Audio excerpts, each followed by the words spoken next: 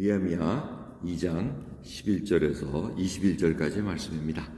내가 예루살렘에 이르러 거한 지 3일에 내 하나님이 내 마음을 감화하사 예루살렘을 위하여 행하게 하신 일을 내가 아무 사람에게도 말하지 아니하고 밤에 일어나 두어 사람과 함께 나갈새 내가 탄 짐승 외에는 다른 짐승이 없더라. 그 밤에 골짜기 문으로 나가서 용종으로 본문에 이르는 동안에 보니 예루살렘 성벽이 다 무너졌고 성문은 소화되었더라. 앞으로 행하여 샘문과 왕의 못에 이르러는 탄 짐승이 지나갈 곳이 없는지라. 그 밤에 시내를 쫓아 올라가서 성벽을 살펴본 후에 돌이켜 골짜기 문으로 돌아왔으나 방백들은 내가 어디 갔었으며 무엇을 하였는지 알지 못하였고 나도 그 일을 유다 사람에게나 제사장들에게나 귀인들에게나 방백들에게나 그 외에 일하는 자들에게 고하지 아니하다가 후에 저희에게 이르기를 우리의 당한 공경은 너희도 목도하는 바라. 예루살렘이 황무하고 성문이 소화되었으니 자 예루살렘 성을 중건하여 다시 수치를 받지 말자 하고 또 저에게 하나님의 선한 손이 나를 도우신 일과 왕이 내게 이른 말씀을 고하였더니 저희의 말이 일어나 건축하자 하고 모두 힘을 내어 이 선한 일을 하려 하매 호론 사람 산발락과 종이 되었던 암몬 사람 도비아와 아라비아 사람 게셈이 이 말을 듣고 우리를 업신여기고 비웃어 가로되 너희의 하는 일이 무엇이냐 왕을 배반코자 하느냐 하기로 그가 대답하여 가로되 하늘의 하나님이 우리로 형통케 하시리니 그의 종 우리가 일어나 건축하려니와 오직 너희는 예루살렘에서 아무 기업도 없고 권리도 없고 명령도 없다 하였느니라. 아멘. 느헤미야 지도자는 참으로 귀한 분입니다. 여러분, 그리고 이 느헤미야 시대를 배경을 알려고 그러면은 이들은 에스더 다음 세대입니다. 그러니까 이 아닥사스다라는 왕 이름이 나오는데 아닥사스다의 아버지가 아하수에로입니다. 왕의 부인이 누굽니까? 에스더입니다. 그러니까 이 아닥사스다는 그 아들입니다. 그러니까 이 느헤미야, 에스라 이쪽 사람들은 전부 다 에스더 덕분에 살아남았습니다. 물론 하나님께서 살려주셨기 때문에 이 유다 백성들이 신뢰를 많이 얻었습니다. 아하수레 왕이 유다 백성을 살려주게 하고 그 다음에 아닥사스다 그 아들도 마음속에 유대인들에게 신뢰를 많이 줬던 것으로 우리가 볼 수가 있습니다. 그러니까 느헤미야가 술 관원이 됐다고 얘기합니다. 옆에서 왕에게 술을 따르는 자가 됐다는 것은 보통 충신이 아니고선 될 수가 없습니다. 왜? 생명을 그에게 맡기는 거기 때문에. 그렇기 때문에 이 느헤미야가 곳곳에 참 재미있는 표현들을 많이 합니다. 하나님이 내가 했던 일을 기억하십시오. 형통케 하십시오. 다 얘기를 하고, 그리고 왕이 뭘 물어보면은 잠깐 기도하고 또 얘기하고. 그러니까 항상 믿음을 가지고 있는 자인데 우리가 생각해야 될 것은 예루살렘 성전에 한 번도 가본 사람이 아닙니다.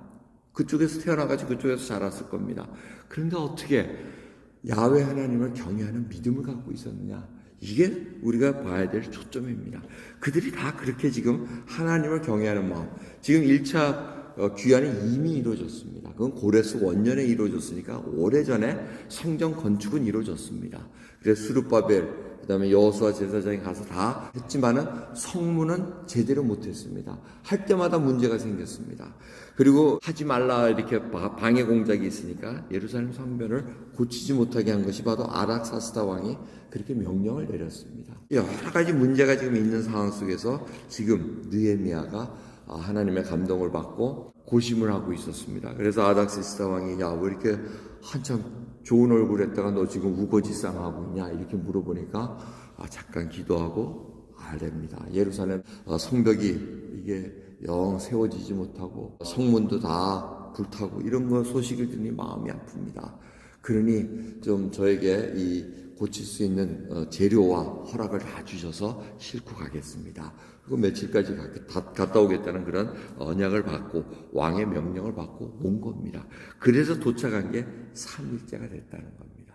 3일이 돼가지고 원래 밤에 몇 사람 데리고 자기가 짐승을 타고 봤더니 오늘 간 곳이 기드론 쪽 그쪽 문을 간 것 같습니다. 그리고 실로암 못으로 해가지고 올라왔는데 그것이 다 형편이 없었다는 겁니다.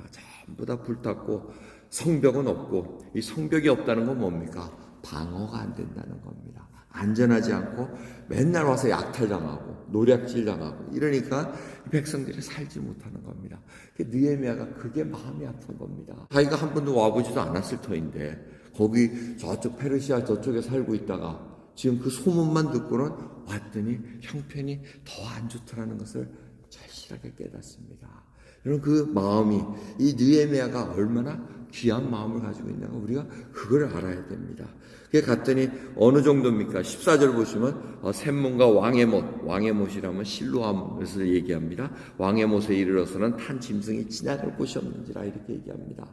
얼마나 폐허가 되고 쓰레기 더미가 다 쌓여 있었으면 이게 탄 짐승이 지나갈 길이 없다는 겁니다. 이런 아주 암울한 상황을 보고 자기는 가만히 있었습니다. 왜 밤중에 갔을까요? 이게 소문이 나면 안 되고, 그 다음에 이미 알고 있었습니다. 여기서 나타나는 호론 사람 산발랏이라는 사람은 사마리아 지역을 관장하는 일종의 총독격입니다.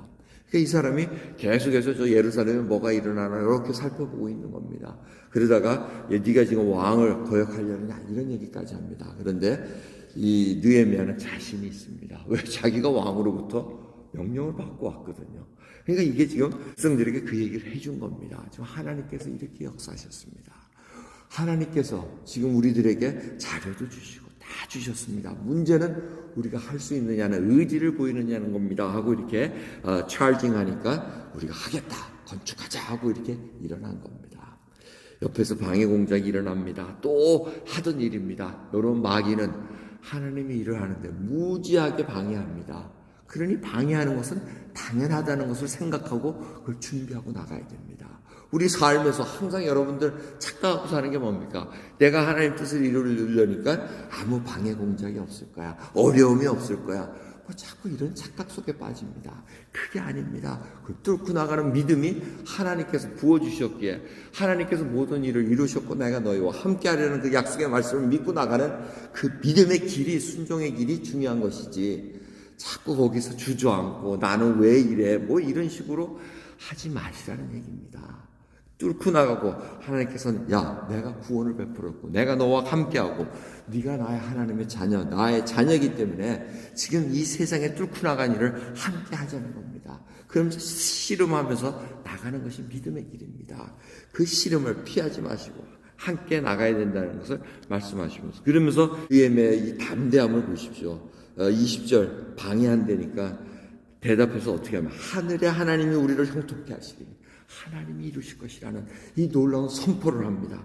그 다음에 우리가 건축하려고 하니 너희는 예루살렘에서 아무 기업도 없고 권리도 없고 명령도 없다 했다 이렇게 얘기합니다.